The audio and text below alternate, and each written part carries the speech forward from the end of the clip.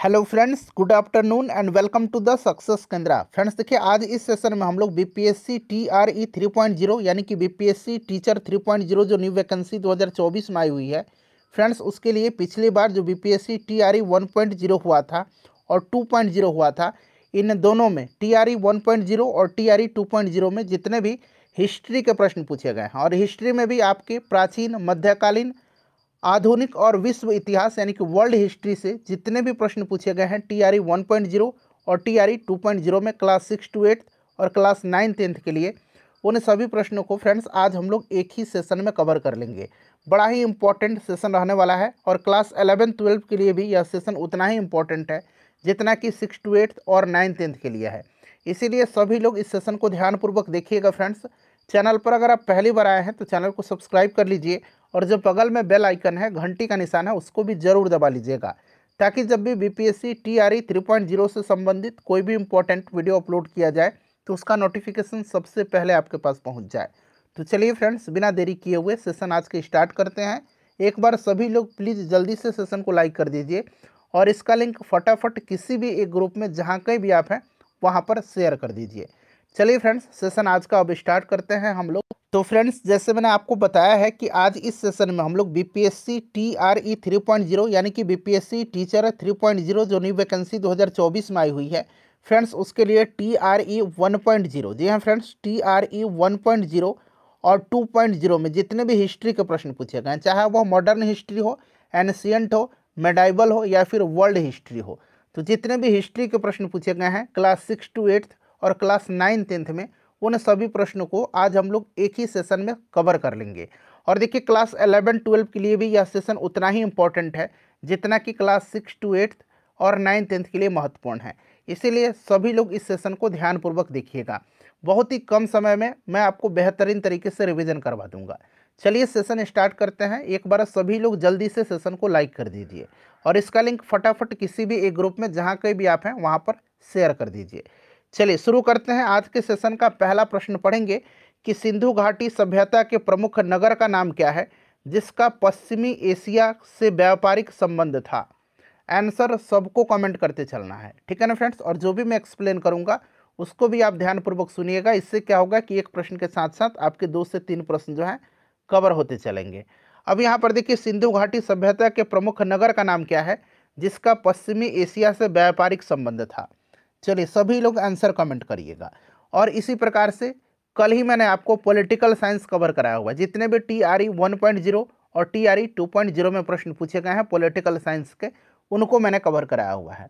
तो अगर आपने नहीं देखा है तो उसको जरूर देख लीजिएगा। तो यहाँ पर देखिए, ऑप्शन नंबर सी हो जाएगा कालीबंगा यानी कि कालीबंगन। कालीबंगन जो है यह राजस्थान के हनुमानगढ़ जिले में स्थित है और यह घग्घर नदी के तट पर है। किस नदी के तट पर? घग्घर नदी के तट पर है। इसे आप जरूर याद रखिएगा, ठीक है ना। और कालीबंगन से आपको पता है फ्रेंड्स, कालीबंगन से आपको जूते हुए खेत और नक्काशीदार ईंटों के प्रयोग के भी साक्ष्य मिले हैं। ऑलरेडी मैंने आपको बताया हुआ है, ठीक है ना। तो यहाँ पर ऑप्शन नंबर इसका सी राइट आंसर हो जाएगा।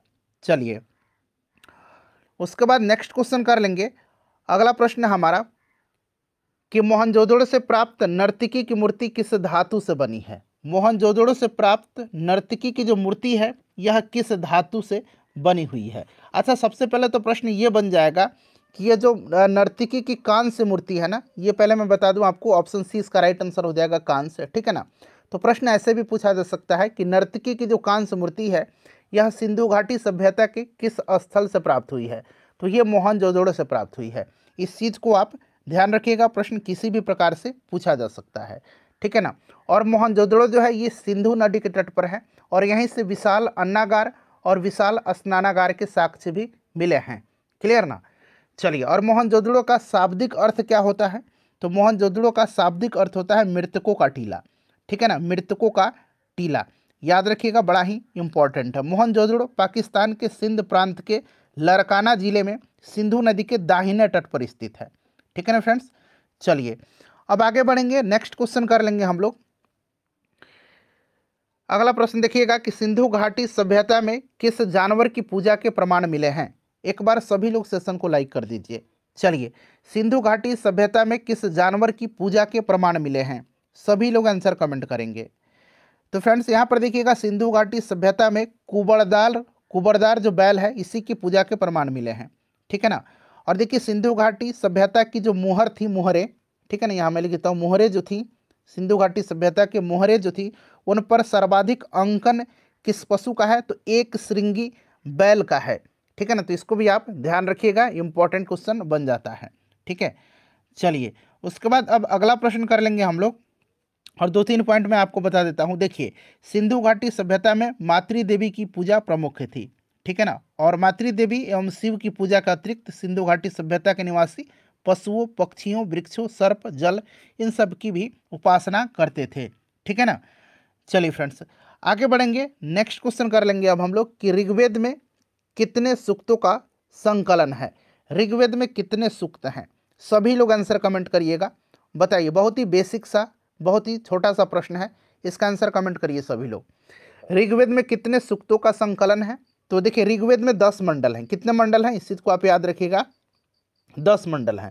और सूक्त कितना है, तो 1028 सूक्त हैं, जो कि ऑप्शन में कहीं भी आपको नहीं दिख रहा है 1028, इसलिए यहाँ पर ऑप्शन नंबर ई हो जाएगा, उपरोक्त में से कोई नहीं। ऋग्वेद जो है यह सबसे पुराना वेद है, इस चीज़ को भी आप ध्यान रखिएगा। और कुछ इंपॉर्टेंट पॉइंट्स मैं आपको बता रहा हूँ, उसको ध्यान रखिएगा। ऋग्वेद का 2 ब्राह्मण ग्रंथ है, कौन सा, ऐतरेय, एक ऐतरेय है, और दूसरा कौन सा है, दूसरा कौन सा, यहाँ मैं लिखता हूँ कौशितकी, ठीक है ना, कौशितकी। तो ये 2 इसका क्या है, ब्राह्मण ग्रंथ है ऋग्वेद का, कौन, ऐतरेय और कौशितकी, ठीक है ना फ्रेंड्स। एक प्रश्न ये हो गया।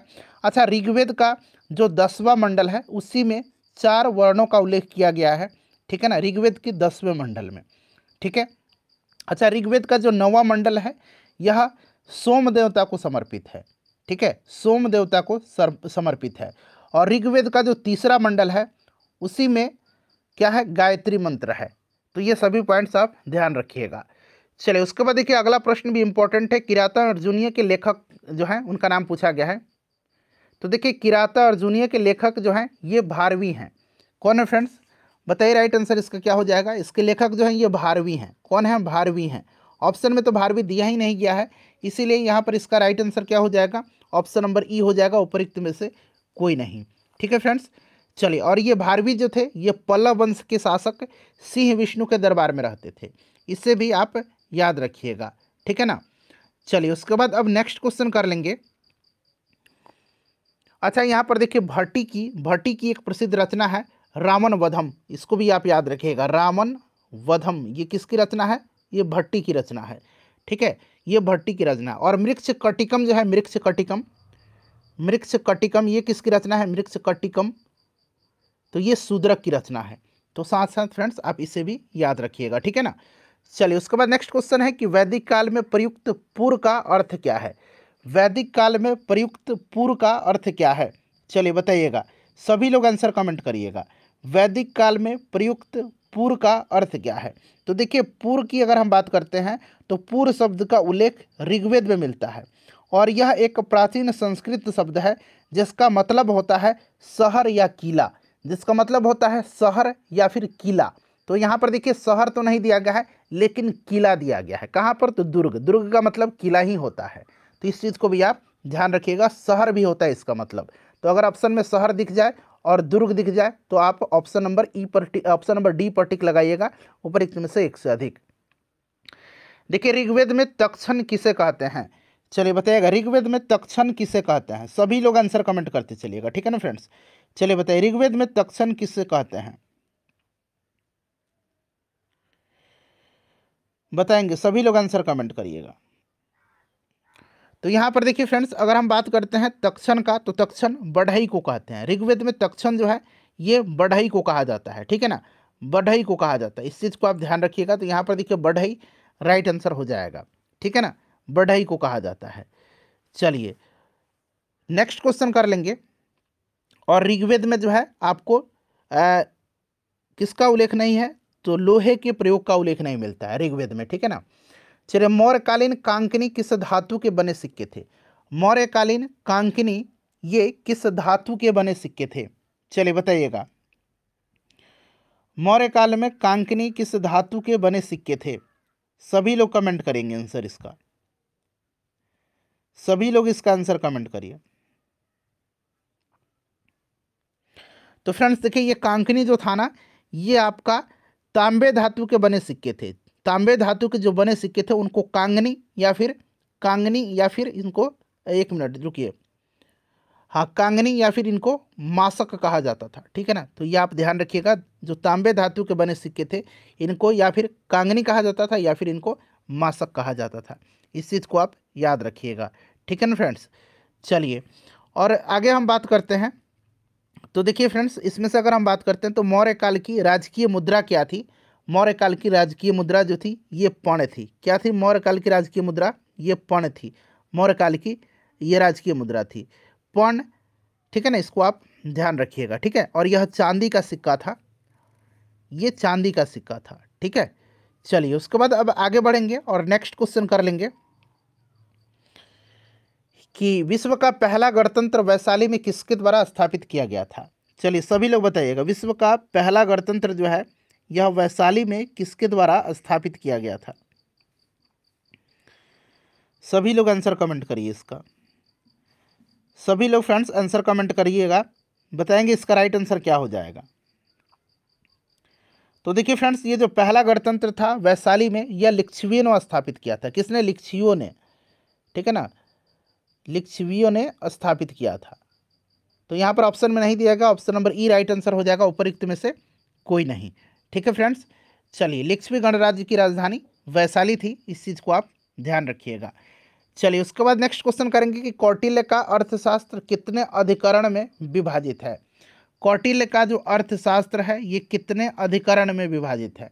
तो कौटिल्य का अर्थशास्त्र 15 अधिकरणों में विभाजित है। कितने? 15 अधिकरणों में विभाजित है। ऑप्शन नंबर ई यहाँ पर राइट आंसर हो जाएगा, क्योंकि ऑप्शन में 15 नहीं दिया गया है। ठीक है ना, 15 अधिकरण में यह विभाजित है।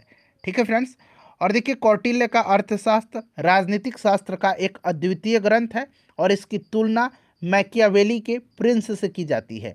इसकी तुलना मैकियावेली के प्रिंस से की जाती है। प्रिंस मैकियावेली की रचना है। ठीक है ना, इसको आप ध्यान रखिएगा। क्लियर? अच्छा, कौटिल्य ने अर्थशास्त्र में राज्य के सप्तांग सिद्धांत दिया है। सप्तांग सिद्धांत, सप्तांग सिद्धांत में ये 7 जो अंग हैं ये आपके राजा, अमात्य, जनपद, दुर्ग, कोष, दंड एवं मित्र हैं। ठीक है ना, तो इसको आप जरूर याद रखिएगा। चलिए उसके बाद नेक्स्ट क्वेश्चन है कि इल्तुतमिश ने बिहार में अपना प्रथम सूबेदार किसे नियुक्त किया था? ये 2 बार प्रश्न बीपीएससी टीआरई में पूछ लिया गया है। तो देखिए इल्तुतमिश ने बिहार में अपना प्रथम सूबेदार जो है यह नियुक्त किसको किया था? तो फ्रेंड्स यह नियुक्त किया था किसको बताइए? मलिक जानी को नियुक्त किया था। तो यहाँ पर देखिए मलिक जानी ऑप्शन में नहीं दिया गया है, इसीलिए ऑप्शन नंबर यहाँ पर ई राइट आंसर हो जाएगा, उपरोक्त में से कोई नहीं। मलिक जानी को नियुक्त किया था। ठीक है ना, चलिए उसके बाद नेक्स्ट क्वेश्चन कर लेंगे। अगला प्रश्न हमारा देखिए कि बिरसा मुंडा का कार्यक्षेत्र कौन सा था? ये प्रश्न जो है आपको बीपीएससी में कई बार पूछा गया है। ठीक है ना, पहले बीपीएससी में जो आपका ये कई बार पूछा गया है बिरसा मुंडा का कार्यक्षेत्र, तो यहाँ पर रांची राइट आंसर हो जाएगा। ठीक है ना। अच्छा, ये जो मुंडा विद्रोह हुआ था इसका समय याद रखेंगे 1899 से 1900 ईस्वी, और इसको उलगुलान विद्रोह के नाम से भी जाना जाता है। ठीक है ना, बिरसा मुंडा के गुरु का नाम पूछा जाता है तो आनंद पांडे इनके गुरु का नाम था। ठीक है, चलिए, और इनका जन्म बिरसा मुंडा का 1875 में हुआ था। 1857 की क्रांति के बिहार के नेता कौन थे? तो बिहार में कौन थे? बिहार में वीर कुंवर सिंह थे। ठीक है ना, तो ऑप्शन में तो वीर कुंवर सिंह दिया ही नहीं गया, ऑप्शन नंबर ई यहाँ पर राइट आंसर हो जाएगा, उपरोक्त में से कोई नहीं। ठीक है फ्रेंड्स, इसको आप जरूर याद रखिएगा। चलिए उसके बाद नेक्स्ट क्वेश्चन कर लेंगे। अगला प्रश्न है हमारा कि मगध की प्रारंभिक राजधानी पूछा जाता है, बार बार पूछा जाता है मगध की प्रथम राजधानी कौन सी थी? तो ये आपका गिरिब्रज या राजगृह थी इसकी राजधानी, इसको आप ध्यान रखिएगा। और मगध की जो प्रारंभिक राजधानी थी ये आपका गिरिब्रज हो गया, और 16 महाजनपदों में मगध सबसे शक्तिशाली महाजनपद था, इसको भी आप याद रखिएगा। ठीक है ना फ्रेंड्स, इसको आप जरूर याद रखिएगा। चलिए उसके बाद नेक्स्ट क्वेश्चन कर लेंगे। और मगध शब्द का जो है सर्वप्रथम उल्लेख अथर्ववेद में मिलता है, इसे भी आप ध्यान रखिएगा। ठीक है ना, चलिए, और इन 16 महाजनपदों के बारे में जानकारी हमें बौद्ध ग्रंथ भगवती सूत्र या फिर जैन ग्रंथ बौद्ध ग्रंथ अंगुत्तर निकाय और जैन ग्रंथ भगवती सूत्र है। बोलने में उल्टा मैंने बोल दिया है, सॉरी। ये आपके बौद्ध ग्रंथ अंगुत्तर निकाय और जैन ग्रंथ भगवती सूत्र से प्राप्त होता है। चलिए उसके बाद देखिएगा कि उस स्रोत का नाम बताइए जिसमें पाटलिपुत्र के प्रशासन का वर्णन उपलब्ध है। बड़ा ही महत्वपूर्ण क्वेश्चन है, ये भी प्रश्न 2 बार अब तक पूछ लिया गया है। तो फ्रेंड्स ये आपका कौन सा है, मेगास्थनीज का इंडिका है। मेगास्थनीज का यह इंडिका है जिसमें मौर्य प्रशासन का उल्लेख मिलता है, इंडिका में मिलता है, ठीक है। और ये आपका इंडिका मेगास्थनीज की पुस्तक है। मेगास्थनीज कौन था, तो ये आपका सेलुकस निकटर का राजदूत था, जो आया था किसके दरबार में, तो चंद्रगुप्त मौर्य के दरबार में, ठीक है ना। किसके दरबार में आया था, तो आप इसे भी याद रखिएगा, चंद्रगुप्त मौर्य के दरबार में आया था। ये सब पॉइंट्स फ्रेंड्स आप याद रखिएगा, ठीक है ना। ये सब प्रश्न बनता है, बड़ा ही इंपॉर्टेंट क्वेश्चन है। चलिए उसके बाद देखिएगा कि मददे मास मुगल प्रशासन में किससे संबंधित था। मददे मास जो था ये मुगल प्रशासन में किससे संबंधित था, तो देखिए मददे मास को सयूरगल भी कहा जाता है, ठीक है ना। इसको क्या कहा जाता है, इसको सयूरगल भी कहा जाता था, सयूरगल भी इसको कहा जाता था। और मददे मास मुगल प्रशासन में विद्वानों को दी जाने वाली राजस्व मुक्त भूमि हुआ करती थी। तो ये विद्वानों को दी जाने वाली राजस्व मुक्त भूमि, ठीक है ना, इस चीज़ को आप याद रखिएगा, क्लियर। चलिए और उसके बाद हम बात करते हैं, तो मददे मास सहायता जो है नगद में दी जाती थी, तो इसे वजीफा कहा जाता था, ठीक है, इसको वजीफा कहा जाता था। चलिए उसके बाद नेक्स्ट क्वेश्चन है हमारा कि पूना समझौता का उद्देश्य क्या था। पूना समझौता का उद्देश्य क्या था बताइए। देखिए पूना समझौता के तहत भीमराव अंबेडकर ने दलितों के लिए पृथक निर्वाचन मंडल की मांग का परित्याग कर दिया था और उन्हें विधानमंडल के अंदर हिंदुओं के अंतर्गत ही स्थानों की सुरक्षा प्रदान की गई थी। और 24 सितंबर 1932 को महात्मा गांधी जी और भीमराव अंबेडकर जी के मध्य पूना समझौता हुआ था, 24 सितंबर 1932 को। इस चीज़ को आप ध्यान रखिएगा। तो यहाँ पर देखिएगा दलित वर्ग का प्रतिनिधित्व, ऑप्शन नंबर यहाँ पर बी राइट आंसर हो जाएगा, ठीक है ना। और 24 सितंबर 1932 याद रखिएगा पूना पैक्ट हुआ था महात्मा गांधी और अंबेडकर जी के मध्य में। चलिए उसके बाद नेक्स्ट क्वेश्चन कर लेंगे। अगला प्रश्न है हमारा कि जंतर मंतर का निर्माण किसने किया था। जंतर मंतर का निर्माण जो है यह किया था किसने, तो देखिए जंतर मंतर नई दिल्ली में जो है उसका निर्माण जयपुर के महाराजा जय सिंह द्वितीय के द्वारा किया गया था, ठीक है ना। जय सिंह द्वितीय ने जो है 5 वेधशालाओं का निर्माण करवाया था। ये कुल 5 जो स्थान पर हैं, जैसे कि जंतर मंतर है, ठीक है, उसके बाद जयपुर, दिल्ली और मथुरा, उज्जैन, वाराणसी, तो ये आप याद रखिएगा, ठीक है। चलिए उसके बाद नेक्स्ट क्वेश्चन कर लेंगे। और जयपुर का जो जंतर मंतर है वो सबसे बड़ा और सबसे महत्वपूर्ण है, ठीक है। चलिए तो यहाँ पर आपका हो जाएगा इनमें से कोई नहीं, ऑप्शन नंबर यहाँ पर जंतर मंतर का निर्माण ऑप्शन नंबर ई हो जाएगा, क्योंकि इसका निर्माण जय सिंह द्वितीय के द्वारा करवाया गया था। चलो उसके बाद देखिए वंदे मातरम के रचनाकार कौन है। वंदे मातरम जो है ये बंकिम चंद्र चटर्जी की आनंद मठ से लिया गया है, तो इसे आप याद रखिएगा। और आनंद मठ उपन्यास का कथानक सन्यासी विद्रोह पर आधारित है, यह भी आप जरूर याद रखिएगा, ठीक है ना। और 1896 का जो कांग्रेस का कलकत्ता अधिवेशन था, सर्वप्रथम उसी में वंदे मातरम गीत गाया गया था और उस अधिवेशन की अध्यक्षता रहीमतुल्ला सयानी ने किया था, ठीक है ना। चलिए और बंकिम चंद्र चटर्जी का उपन्यास आनंद मठ जो है बंगाली देशभक्ति का बाइबल माना जाता है। चलिए उसके बाद नेक्स्ट क्वेश्चन हमारा कि क्रिस्टोफर कोलंबस 1492 में अमेरिका का महान खोजकर्ता किस देश द्वारा वित्त पोषित किया गया था। बड़ा ही इंपॉर्टेंट क्वेश्चन है, इसे आप याद रखिएगा। अमेरिका की खोज किसने किया था, तो ये क्रिस्टोफर कोलंबस ने किया था, ठीक है फ्रेंड्स, इसको आप जरूर याद रखिएगा। और अमेरिका का नाम अमेरिका किसके नाम पर पड़ा था, तो ये अमेरिगो, यहाँ मैं लिख देता हूँ अमेरिगो वेस्पुसी के नाम पर अमेरिका नाम पड़ा था, ठीक है ना। अमेरिगो वेस्पुसी के नाम पर इसका नाम अमेरिका पड़ा था। चलिए तो बताएंगे इसका राइट आंसर क्या हो जाएगा, तो फ्रेंड्स इसका करेक्ट आंसर स्पेन हो जाएगा, ठीक है ना। यह स्पेन के द्वारा वित्त पोषित था, किसके द्वारा, स्पेन के द्वारा वित्त पोषित था, ठीक है ना। और क्रिस्टोफर कोलंबस ने ही अमेरिका के लिए समुद्री मार्ग की खोज किया था, जैसे मैंने आपको बताया था, क्लियर। अच्छा भारत के लिए समुद्री मार्ग की खोज वास्को डिगामा ने किया था, और वास्को डिगामा जो है 1498 में जो है भारत आया था। और वास्को डिगामा ने भारत की यात्रा 3 बार किया है, इसे भी आप ध्यान रखिएगा। बोस्टन टी पार्टी इतिहास की एक महत्वपूर्ण घटना है, किससे संबंधित है? बोस्टन टी पार्टी किससे संबंधित है? चलिए सभी लोग आंसर कमेंट करिएगा, बोस्टन टी पार्टी किससे संबंधित है? बोस्टन टी पार्टी की घटना जो है ये कब की है? तो 16 दिसंबर 1773 की घटना है। ये 16 दिसंबर 1773 की है बोस्टन टी पार्टी की घटना। इसे आप जरूर याद रखिएगा, ठीक है ना। कब की है? 16 दिसंबर 1773 की घटना है, ठीक है। और इस घटना से अमेरिका का स्वतंत्रता संग्राम प्रारंभ हुआ। इस घटना का नायक कौन था? सैमुअल एडम्स था। सैमुअल एडम्स इसका नायक था, ठीक है ना फ्रेंड्स। और इसे अमेरिकी स्वतंत्रता संग्राम का तत्कालिक कारण माना जाता है, बोस्टन टी पार्टी को। तो यहाँ पर करेक्ट आंसर है ऑप्शन नंबर इसका ए हो जाएगा, अमेरिका का स्वतंत्रता संग्राम, ठीक है ना। चलिए नेक्स्ट क्वेश्चन है कि अमेरिका के इतिहास में 4 जुलाई 1776 क्यों महत्वपूर्ण मानी जाती है? 4 जुलाई 1776 क्यों महत्वपूर्ण मानी जाती है? चलिए बताइएगा राइट आंसर क्या होगा। तो देखिए फ्रेंड्स, 4 जुलाई 1776 को अमेरिका को पूर्ण स्वतंत्रता मिली थी। अमेरिकी स्वतंत्रता की घोषणा जो नेचुरल राइट्स है, नैसर्गिक अधिकार है, उसी के सिद्धांत पर आधारित है। तो अमेरिका की स्वतंत्रता की घोषणा, ऑप्शन नंबर यहाँ पर सी बिल्कुल राइट आंसर हो जाएगा। 4 जुलाई 1776 याद रखिएगा, बड़ा ही इंपॉर्टेंट यह दिन है क्योंकि इस दिन अमेरिका को पूर्ण स्वतंत्रता मिली थी। चलिए फ्रांसीसी क्रांति के समय फ्रांस का शासक कौन था? फ्रांसीसी क्रांति के समय फ्रांस का शासक कौन था? फ्रांस की क्रांति हुई थी कब? 1789 में हुई थी। और उस समय फ्रांस का शासक कौन था? लुई 16वां था।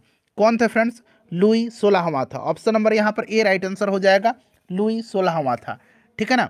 और स्वतंत्रता, समानता और बंधुत्व का नारा फ्रांस की राज्य क्रांति की देन है, इसे भी आप याद रखिएगा, ठीक है ना।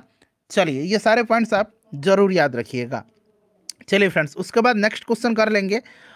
अगला प्रश्न है हमारा कि औद्योगिक क्रांति के दौरान सूती वस्त्र उद्योग में क्रांति लाने वाली स्पिनिंग जेनी का आविष्कारक कौन था?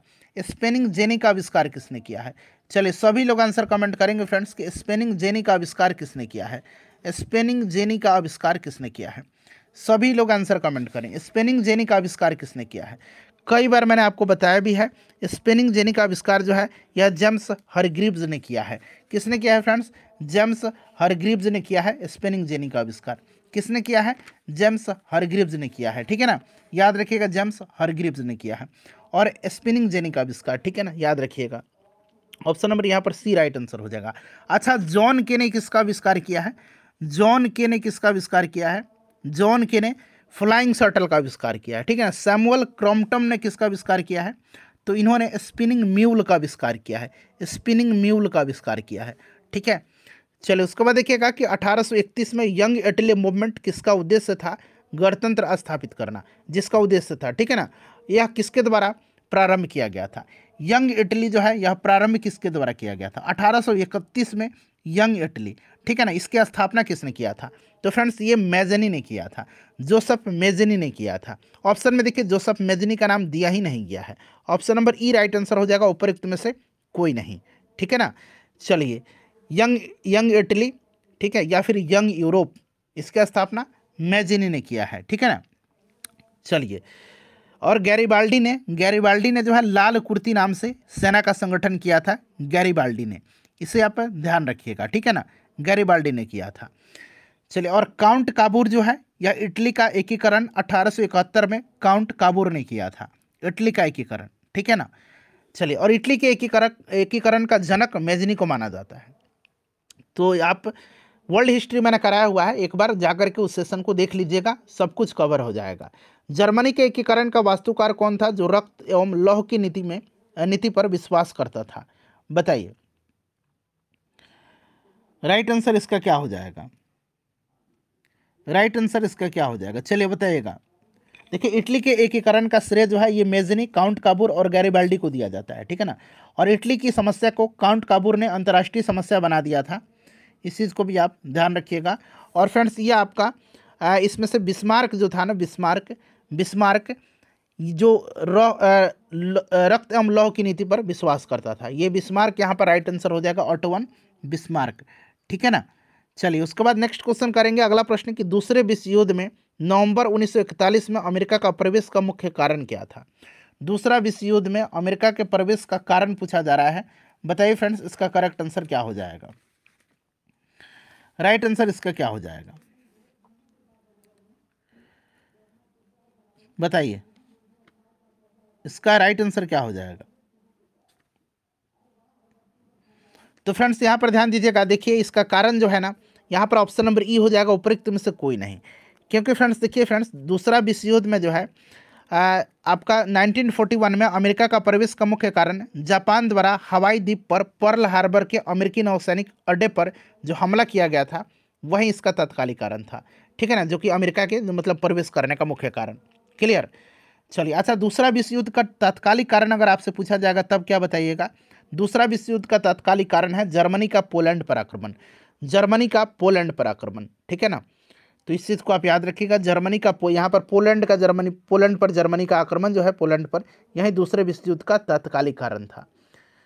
चलिए, जब मार्को पोलो ने चीन का दौरा किया तब वहाँ का शासक कौन था? जब मार्को पोलो ने चीन का दौरा किया था तो उस समय वहाँ का शासक कौन था? तो फ्रेंड्स, उस समय वहाँ का शासक जो था कुबलाई खान था। कौन था? कुबलाई खान था। ठीक है, याद रखिएगा, कुबलाई खान था। कुबलाई खान राइट आंसर हो जाएगा। कुबलाई खान चंगेज खां का पोता था। ठीक है ना, तो यहाँ पर राइट आंसर आपका हो जाएगा कुबलाई खान। मार्को पोलो ने भारत के केरल राज्य के कयाल नामक प्राचीन नगर और बंदरगाह का उल्लेख किया है। इससे भी आप ध्यान रखिएगा। ठीक है ना, मार्को पोलो की पुस्तक है the book of sir Marco Polo. The book of sir Marco Polo इसी के नाम से है।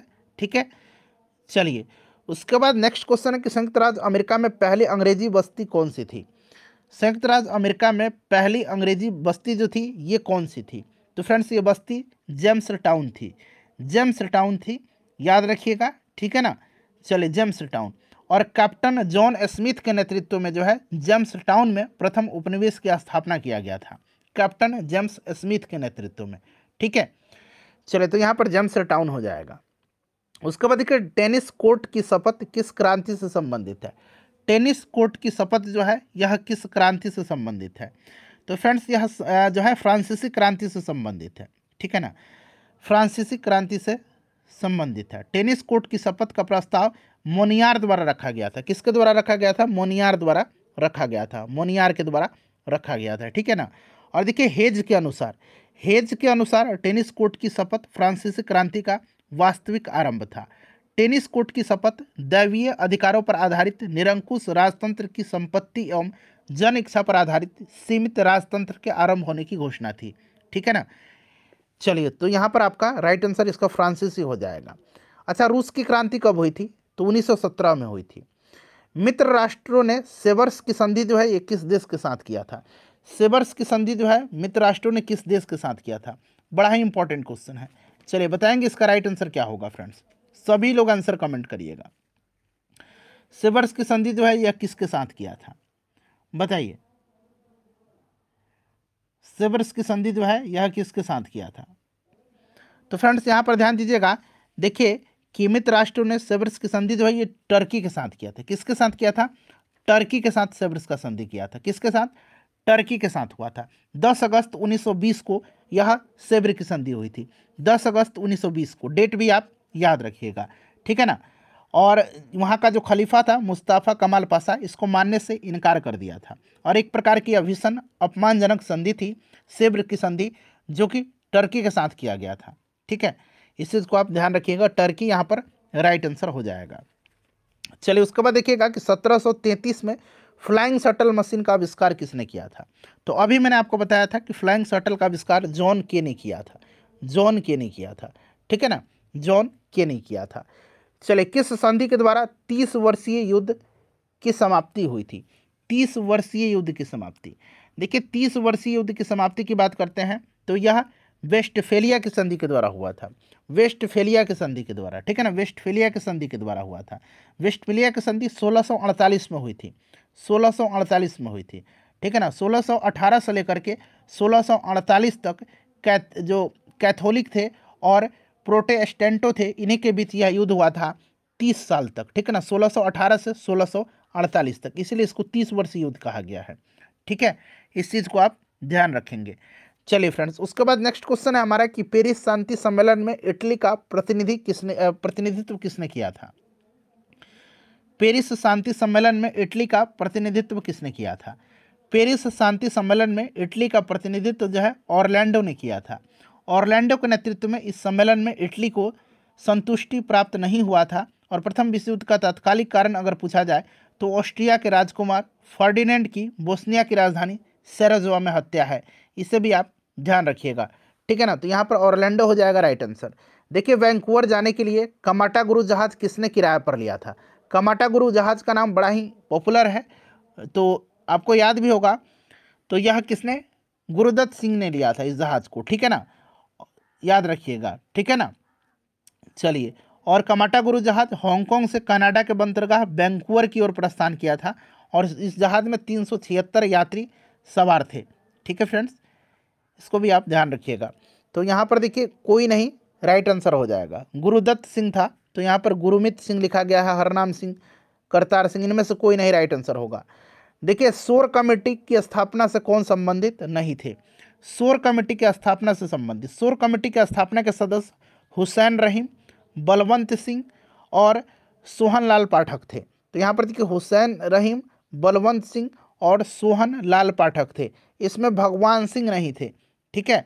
शोर कमेटी का गठन कनाडा में कमाटागुरु जहाज के संबंध में यात्रियों के अधिकारों की लड़ाई के लिए किया गया था। अभी कमाटागुरु जहाज के बारे में मैंने आपको बताया भी है, ठीक है। चलो, उसके बाद देखिएगा कि महात्मा गांधी ने किस घटना को हिमालयी भूल कहा है? हिमालयी भूल कहा है इन्होंने किस घटना को?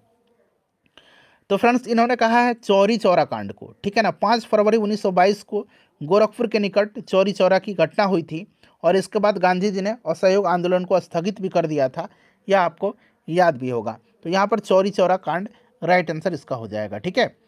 चलो, उसके बाद नेक्स्ट क्वेश्चन कर लेंगे अगला। और जालियांवाला हत्याकांड कब हुआ था? तो 13 अप्रैल 1919 को। डेट सहित आप इसको याद रखिएगा, ये प्रश्न पूछा जा सकता है। 13 अप्रैल 1919 को हुई थी, ठीक है ना फ्रेंड्स। चलिए, अच्छा, भगत सिंह को फांसी कब दी गई थी? 23 मार्च 1931 को, 23 मार्च 1931 को, 23 मार्च 1931 को, ठीक है। चलिए, उसके बाद देखिएगा कि चटगांव शस्त्रागार पर हमले के दौरान कौन महिला क्रांतिकारी मारी गई थी?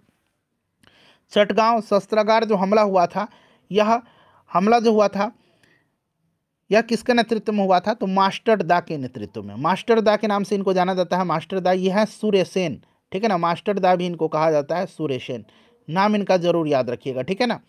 और फ्रेंड्स, यह घटना 1930 की है, ठीक है ना। और इसमें जो है जो महिला क्रांतिकारी मारी गई थी प्रीतिलता वाडेदार, ठीक है ना, ये नाम आप याद रखिएगा, ठीक है ना फ्रेंड्स।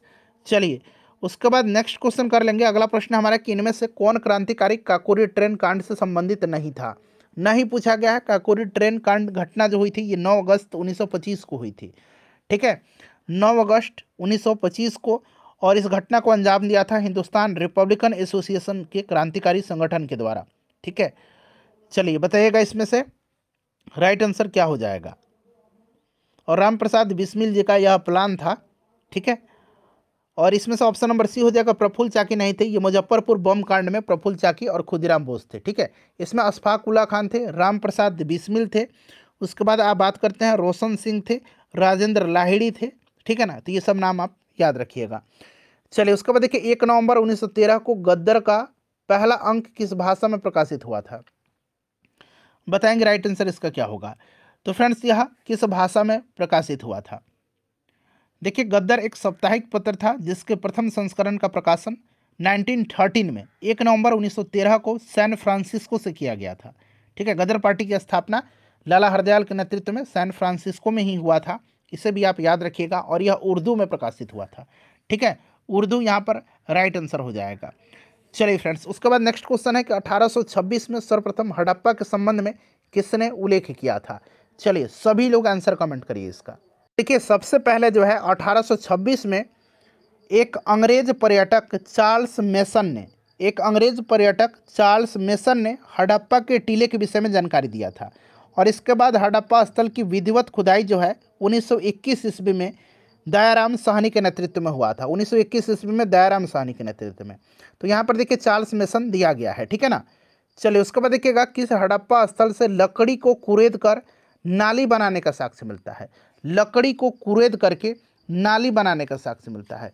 चलिए, बताइएगा इसका करेक्ट आंसर फ्रेंड्स क्या होगा? बड़ा ही इंपॉर्टेंट क्वेश्चन है। लकड़ी को कुरेद करके नाली बनाने का साक्ष्य जो है ये कहाँ से मिलता है? तो फ्रेंड्स ये मिलता है आपके कालीबंगन से। कालीबंगन के बारे में अभी थोड़ी देर पहले मैंने आपको बताया था, इस चीज़ को याद रखिएगा। राजस्थान में पड़ता है, घग्गर नदी के तट पर है कालीबंगन, ठीक है ना। और कालीबंगन से ही जुते हुए खेत और नक्काशीदार ईंटों के प्रयोग के साक्ष्य भी मिला है। तो आप साथ साथ इसे भी याद रखिएगा, ठीक है ना फ्रेंड्स। चलिए, तो इसे भी आप ध्यान रखिएगा। अच्छा, बात धौलावीरा की करते हैं, तो धौलावीरा के बारे में जान लीजिएगा। हड़प्पा सभ्यता के धौलावीरा से जो है उन्नत जल प्रबंधन प्रणाली का साक्ष्य मिला है, ठीक है ना। तो आप इसे भी याद रखिएगा। लोथल के बारे में मैंने बताया था, यह आपका पतन नगर था, भोगवा नदी के तट पर है, गुजरात में। चलो, उसके बाद देखिए, किस मौर्य शासक को सेंड्रोकोटस के रूप में संबोधित किया गया है?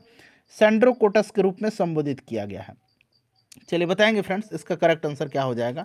सेंड्रोकोटस के रूप में परिभाषित किया गया है किस मौर्य शासक को? तो फ्रेंड्स, सेंड्रोकोटस के रूप में परिभाषित किया है किसने? बताइए, राइट आंसर इसका क्या हो जाएगा? तो चंद्रगुप्त मौर्य को किया गया है, ठीक है ना। चंद्रगुप्त मौर्य को सेंड्रोकोटस के रूप में, जस्टिन ने जो है चंद्रगुप्त मौर्य को सेंड्रोकोटस कहा है। किसने? जस्टिन ने कहा है सेंड्रोकोटस, ठीक है ना। तो यहाँ पर देखिए चंद्रगुप्त मौर्य राइट आंसर हो जाएगा, ठीक है। चंद्रगुप्त मौर्य यहाँ पर राइट आंसर हो जाएगा। और सर्वप्रथम विलियम जोन्स ने ही सेंड्रोकोटस की पहचान चंद्रगुप्त मौर्य से किया था। विलियम जोन्स ने। मौर्य वंश का संस्थापक था चंद्रगुप्त मौर्य, ठीक है। राजधानी इसकी पाटलिपुत्र थी, इसे भी आप याद रखिएगा, ठीक है ना। चलिए, उसके बाद नेक्स्ट क्वेश्चन है हमारा कि अपने शासन के किस वर्ष में अशोक ने बोधगया की यात्रा किया था? अपने शासन के किस वर्ष में अशोक ने बोधगया की यात्रा किया था? सभी लोग आंसर कमेंट करिएगा, ठीक है। सभी लोग इसका आंसर कमेंट करेंगे, सभी लोग इसका आंसर कमेंट करिएगा। तो फ्रेंड्स देखिए, इसका राइट आंसर हो जाएगा 10वें वर्ष में, 10वें वर्ष में किया था। और उसके बाद देखिए, इसने लुम्बिनी की यात्रा जो है अपने राज्याभिषेक के 20वें वर्ष में लुम्बिनी की यात्रा किया था, और लुम्बिनी ग्राम को करमुक्त घोषित किया था 20वें वर्ष में। और अपने शासन के 8वें वर्ष में जो है लगभग 261 ईसा पूर्व में, 8वें वर्ष अपने शासन के 261 ईसा पूर्व में इसने कलिंग पर आक्रमण किया था, कलिंग युद्ध, ठीक है ना। चलिए, किस अभिलेख में अशोक त्रिरत्न में विश्वास प्रकट करता है? किस अभिलेख में अशोक त्रिरत्न में विश्वास प्रकट करता है? चलिए बताइए, इसका राइट आंसर क्या हो जाएगा। तो देखिए, अशोक ने भाबरू अभिलेख में बौद्ध धर्म के त्रिरत्न में अपनी आस्था व्यक्त किया है, भाबरू अभिलेख में। तो यहाँ पर देखिए, भाबरू राइट आंसर हो जाएगा, भाबरू यहाँ पर करेक्ट आंसर हो जाएगा, ठीक है ना फ्रेंड्स। इसे आप जरूर याद रखिएगा। चलिए, उसके बाद देखिएगा कि मौर्य काल में वार्ता क्या था? मौर्य काल में वार्ता जो था यह क्या था? वार्ता जो था यह क्या था, बताइएगा।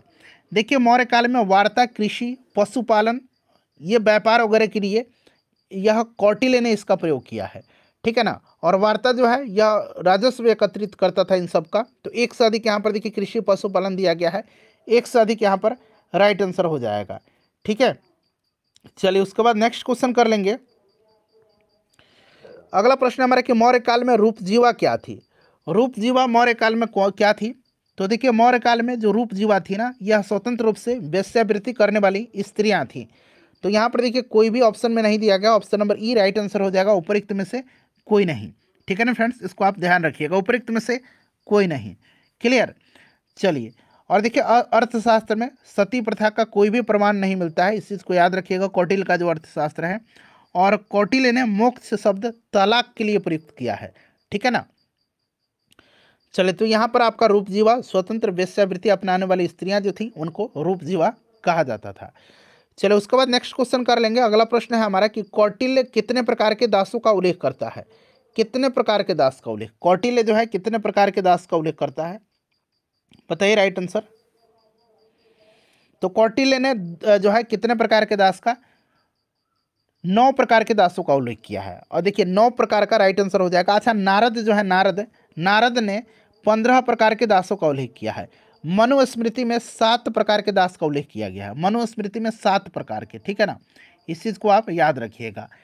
और यहाँ पर कौटिल्य ने 9 प्रकार के दासों का उल्लेख किया है। कौटिल्य के अर्थशास्त्र में जो है समष्ट और संचार, कौटिल्य के अर्थशास्त्र में समष्ट एवं संचार, ठीक है ना, समष्ट एवं संचार दो प्रकार के गुप्तचरों का उल्लेख मिलता है। इसे भी आप साथ साथ याद रखिएगा। मौर्य प्रशासन में संग्रहण किस क्षेत्र से संबंधित था? मौर्य प्रशासन में संग्रहण जो है ये किस क्षेत्र से संबंधित था? चलिए बताएंगे। मौर्य प्रशासन में संग्रहण जो है यह किस क्षेत्र से संबंधित था? सभी लोग आंसर कमेंट करिएगा। तो देखिए फ्रेंड्स, अगर हम बात करते हैं तो सबसे ऊपर राजा का न्यायालय होता था मौर्य प्रशासन में, जिसका निर्णय अंतिम और सर्वमान्य होता था। न्याय प्रशासन के अंतर्गत सबसे छोटा न्यायालय ग्राम होता था, जिसमें ग्रामीण ग्राम सभा की सहायता से निर्णय देता था। और ग्राम न्यायालय के ऊपर संग्रहण होता था। संग्रहण द्रोणमुख, स्थानीय और जनपद के न्यायालय होते थे। ठीक है ना। तो ये एक प्रकार के न्याय से संबंधित है संग्रहण। बहुत जगह आपको भू राजस्व मिलेगा बुक वगैरह में, लेकिन इसका असली आंसर जो होगा, राइट आंसर, ये न्याय ही होगा। मैंने पूरा डिटेल में आपको समझा दिया है।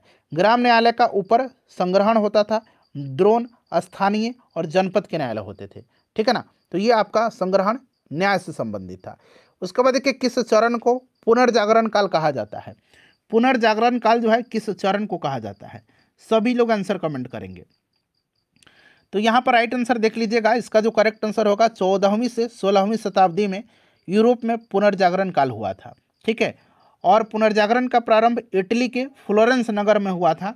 ठीक है ना, फ्लोरेंस नगर में। और इटली के महान कवि दांते को जो है पुनर्जागरण का अग्रदूत माना जाता है।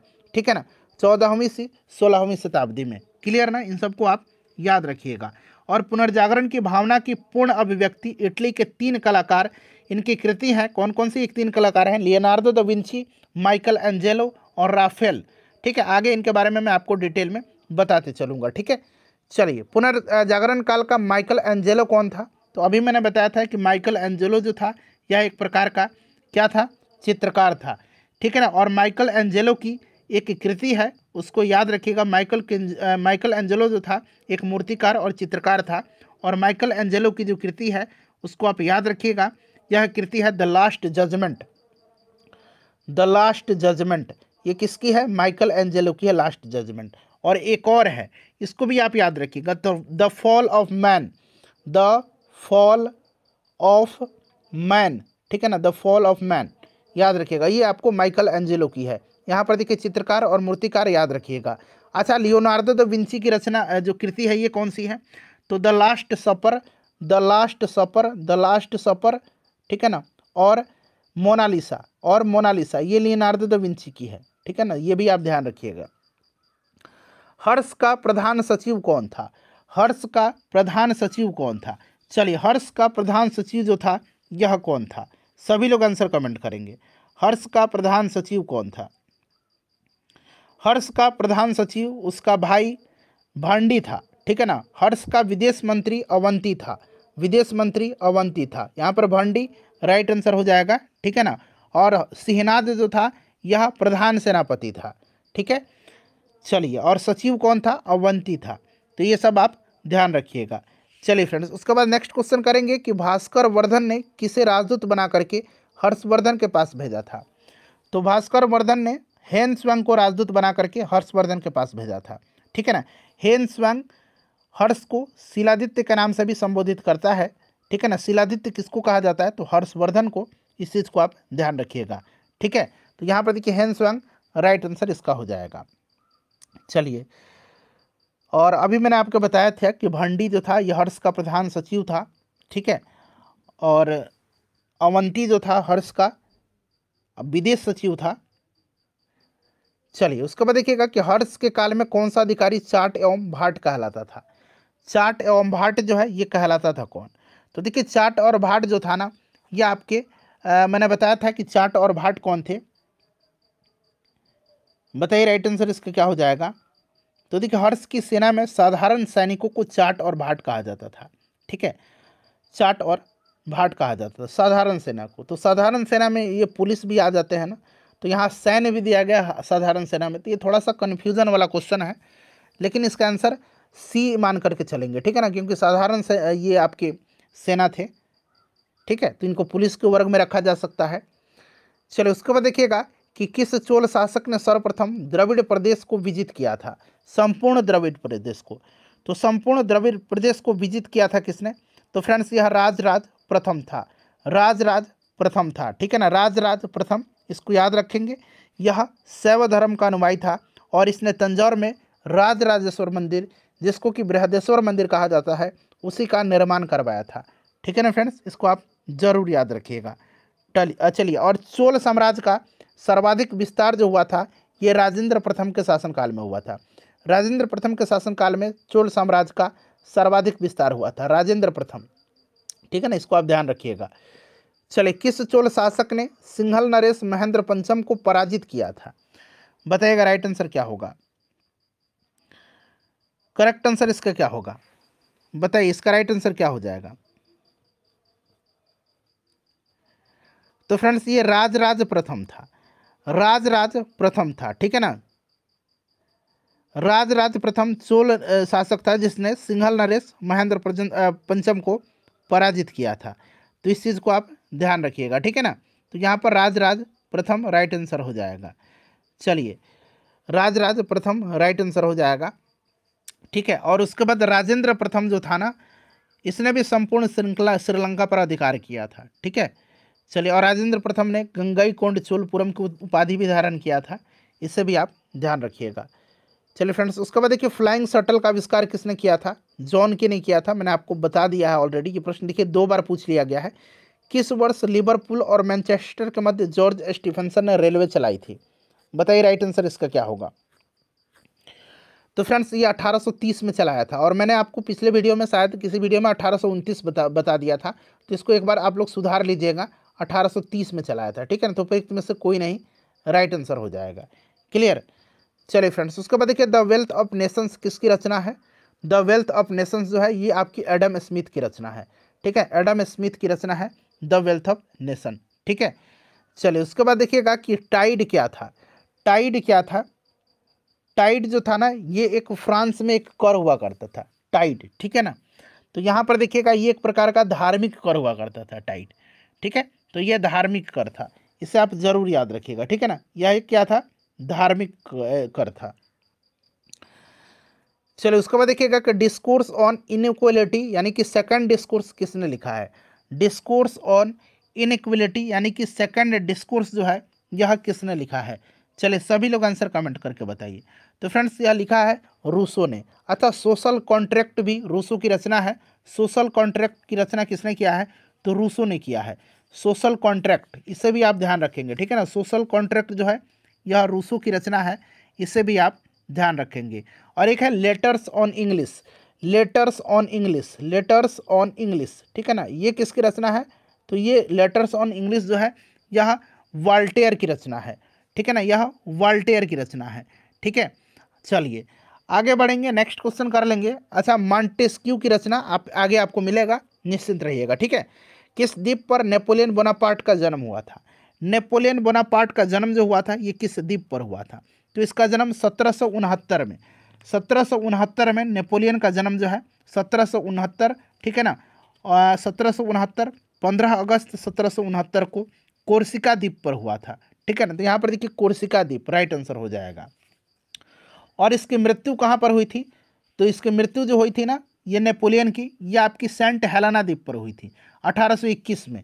इसकी मृत्यु सेंट हेलेना द्वीप पर हुई थी, ठीक है। तो ये भी आप ध्यान रखिए, मृत्यु सेंट हेलेना द्वीप पर हुई थी।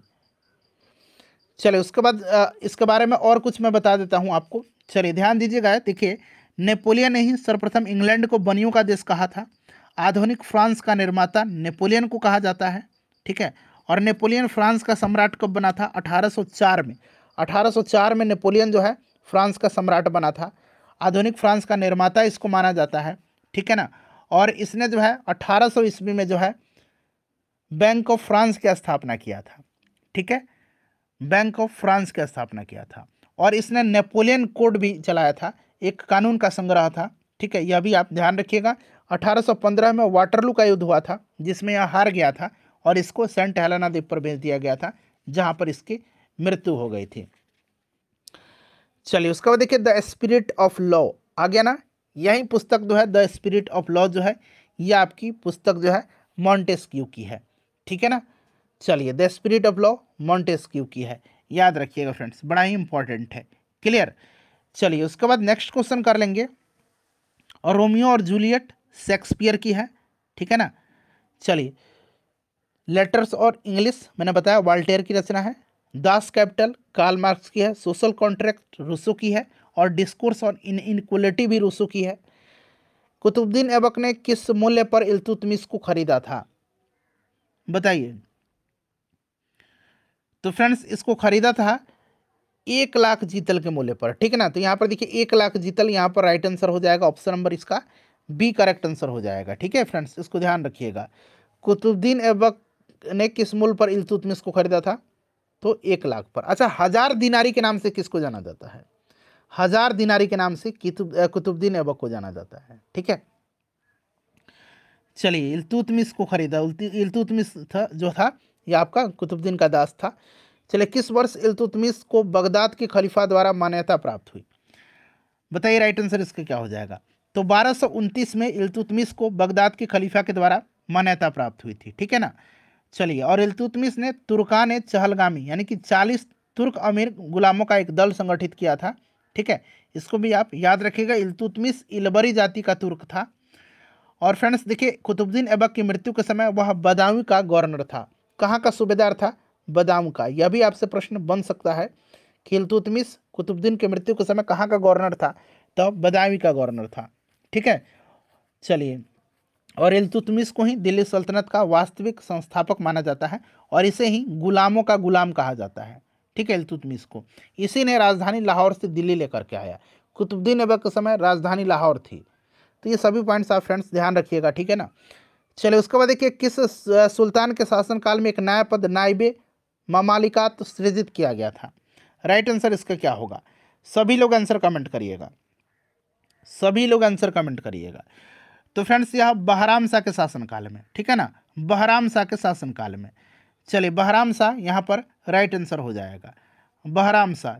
और देखिए फ्रेंड्स, नाइके ममलाकित पद का सृजन 1242 ईस्वी में किया गया था और यह सुल्तान काल का सबसे बड़ा प्रशासनिक पद था। और इस पद पर सबसे पहले अख्तियारुद्दीन एतिगिन ने बैठा था। यहाँ और भी मैं जानकारी आपको दे देता हूँ। अख्तियारुद्दीन, ठीक है ना, अख्तियारुद्दीन एतिगिन, एतिगिन यही सबसे पहले इस पद पर बैठा था, ठीक है।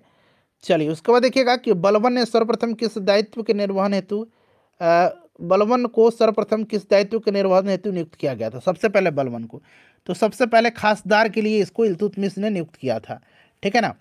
तो यहाँ पर देखिए खासदार दिया गया, option number C right answer हो जाएगा। बड़ा ही इंपॉर्टेंट क्वेश्चन है, ठीक है फ्रेंड्स, इसको आप याद रखिएगा। और बलबन ने जो है इसी ने नौरोज़ त्यौहार जो है मनाना शुरू किया था और इसी ने दीवाने अर्ज नामक एक सैन्य विभाग भी स्थापित किया था, ठीक है। तो ये सब आप याद रखिएगा। जो 40 सरदारों का जो तुर्क चहलगाम था इसको ख़त्म किया था इसने, ये सब आप ध्यान रखेंगे। चलो, उसके बाद देखिएगा कि दिल्ली के किस सुल्तान ने अपने जीवन काल में ही अपना मकबरा बनवा लिया था, बताइए। इसका आंसर आप मुझे कमेंट करके बताइएगा कि इसका आंसर क्या होगा। आप लोग इसका आंसर मुझे कमेंट करके बताइए, ठीक है ना। चलिए, आप लोग इसका आंसर मुझे कमेंट करके बताइएगा, मैंने आपको ये बता भी दिया था, ठीक है। चलिए, उसके बाद नेक्स्ट क्वेश्चन करेंगे कि अकबर की अंतिम विजय कौन सी थी, अकबर की अंतिम विजय कौन सी थी। चलिए बताइएगा, अकबर की अंतिम विजय कौन सी थी, सभी लोग आंसर कमेंट करेंगे। अकबर की अंतिम विजय असीरगढ़ की थी, ठीक है ना, असीरगढ़ की, असीरगढ़ की थी। 1601 में असीरगढ़ पर अकबर ने विजय प्राप्त किया था और अकबर ने असीरगढ़ की विजय की स्मृति में सोने का सिक्का का निर्माण भी करवाया था, ठीक है। तो इसको आप ध्यान रखिएगा। अच्छा, अकबर जो था ये नगाड़ा नामक वाद्य यंत्र बजाने में बड़ा ही मतलब इंटरेस्टिंग था, यह उसको पसंद था। चलिए, और अकबर ने गुजरात विजय के उपलक्ष्य में क्या बनवाया था, बुलंद दरवाजा बनाया था। तो इस चीज़ को आप ध्यान रखिएगा। तो यहाँ पर असीरगढ़ हो जाएगा। इबादत खाना का निर्माण अकबर ने कहाँ करवाया था, इबादत खाना का निर्माण अकबर ने कहाँ करवाया था। तो देखिए, इबादत खाना का निर्माण जो है इसने करवाया था कहाँ पर, फतेहपुर सिकरी में, फतेहपुर सिकरी में इसने इबादत खाना का निर्माण करवाया था। बुलंद दरवाजा का भी निर्माण फतेहपुर सिकरी में ही करवाया था। शीश महल का निर्माण भी फतेहपुर सिकरी में ही करवाया था। जोधा भाई का महल का निर्माण भी फतेहपुर सिकरी में ही करवाया था, ठीक है। तो यहाँ पर option number C right answer हो जाएगा, ठीक है फ्रेंड्स। चलिए, उसके बाद देखिएगा कि पलासी के युद्ध के समय मुगल शासक कौन था। प्लासी के युद्ध हुआ था 23 जून 1757 को, ठीक है, सिराजुद्दौला और रॉबर्ट क्लाइव के बीच। अंग्रेजी सेना का नेतृत्व रॉबर्ट क्लाइव कर रहा था, बंगाल का नवाब सिराजुद्दौला हार गया था इसमें, ठीक है ना। चलिए, और उस समय कौन था? आलमगीर द्वितीय था, आलमगीर द्वितीय, यहाँ पर option number C correct answer हो जाएगा, ठीक है। चलिए, उसके बाद देखिएगा कि बक्सर के युद्ध के समय बंगाल का गवर्नर कौन था? बक्सर के युद्ध 1764 में हुआ था और उस समय बंगाल का गवर्नर वेंस्टार्ट था, ठीक है ना, वेंसीटार्ट था, इसे आप याद रखिएगा। बक्सर के युद्ध 1764 में हुआ था और इसमें जो है आपको मुगल शासक शाह आलम द्वितीय, अवध के नवाब सुजाउद्दौला और बंगाल से जो निष्कासित था नवाब मीर कासिम, इसी की तीनों सेनाएं एक साथ लड़ रही थी और दूसरी तरफ अंग्रेज थे, उसका नेतृत्व हेक्टर मुनरो कर रहा था। अंग्रेजों की जीत हुई थी और अंग्रेजों का जो वास्तविक सत्ता जो है स्थापित हुआ था इसी युद्ध के बाद हुआ था। बक्सर के युद्ध के समय पटना में अंग्रेजी कंपनी का प्रभारी कौन था?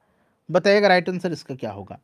तो फ्रेंड्स ये कौन था? एलिस था, एलिस यहाँ पर राइट आंसर हो जाएगा, ठीक है ना, इसको आप ध्यान रखिएगा, एलिस यहाँ पर करेक्ट आंसर हो जाएगा। और बक्सर के युद्ध के समय बंगाल का गवर्नर अभी बताया मैंने आपको वेंसीटार्ट था, ठीक है ना, वेंसीटार्ट था। चलिए, उसके बाद देखिए फैजाबाद में 1857 के विद्रोह का नेतृत्व किसने किया था? तो फैजाबाद में किसने किया था फ्रेंड्स, बताइए। फैजाबाद में किया था मौलवी अहमदुल्ला ने, ठीक है ना, मौलवी अहमदुल्ला ने किया था, क्लियर। लियाकत अली ने कहाँ से किया था? तो इलाहाबाद बनारस से इन्होंने किया था, ठीक है ना, लियाकत अली ने। चलिए, अच्छा, खान बहादुर खान ने कहाँ से किया था? खान बहादुर खान ने बरेली से किया था, खान बहादुर खान ने, ठीक है। चलिए, अगला प्रश्न करेंगे कि भारतीय राष्ट्रीय कांग्रेस की स्थापना के समय भारत का वायसराय कौन था? तो उस समय वायसराय लॉर्ड डफरिन था। 1885 में ईओ हुम ने इसकी स्थापना किया था। इसके बारे में डिटेल में आप सभी लोग जानते हैं, यहाँ समय वेस्ट नहीं करेंगे। सर्वप्रथम भारतीय राष्ट्रीय कांग्रेस का विभाजन किस वर्ष हुआ था? तो फ्रेंड्स ये 1907 में हुआ था, सूरत अधिवेशन में रास बिहारी घोष ने उसकी अध्यक्षता किया था और स्वदेशी आंदोलन को चलाने के तरीकों को लेकर के कांग्रेस जो है नरम दल और गरम दल में विभाजित हो गई थी, इस चीज़ को भी आप ध्यान रखिएगा। किस वर्ष मुजफ्फरपुर बम कांड हुआ था? तो मैंने मुजफ्फरपुर बम कांड से संबंधित व्यक्ति बताया था खुदीराम बोस और प्रफुल्ल चाकी, ठीक है। इसमें खुदीराम बोस को फांसी दी गई थी और प्रफुल्ल चाकी ने आत्महत्या कर लिया था। 11 अगस्त 1908 को खुदीराम बोस को फांसी दी गई थी।